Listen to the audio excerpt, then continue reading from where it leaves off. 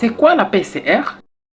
PCR signifie Polymerase Chain Reaction en anglais ou bien en français, réaction de polymérisation en chaîne. C'est une technique de biologie moléculaire qui nous aide à amplifier sélectivement une infime partie des matériels génétiques.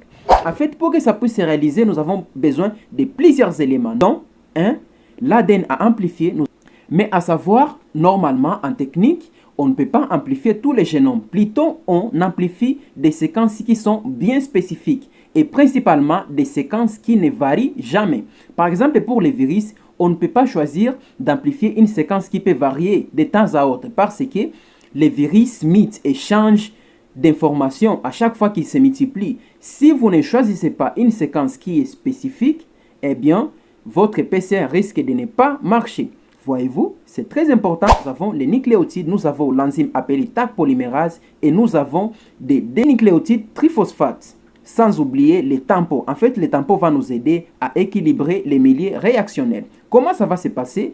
La PCR est conçue par 3 étapes principales, notamment la dénaturation, l'hybridation et l'élongation. La dénaturation se faire, eh bien, la machine va varier de température. Par exemple, à la dénaturation, le thermocyclaire va chauffer l'ADN jusqu'à 95 degrés Celsius. Grâce à cette capacité ou bien ces caractéristiques physiques de l'ADN, les ponts hydrogènes seront coupés et on va avoir des simples brins. Après ça, le thermocycleur va descendre la température entre 50 et 65 degrés Celsius, ce qui va permettre aux amorces de se fixer.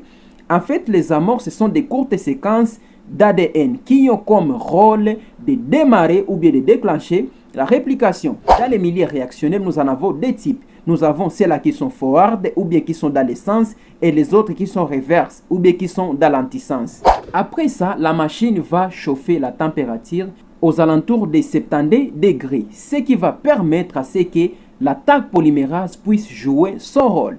La Taq polymérase va recoller des nucléotides pour avoir des simples brins.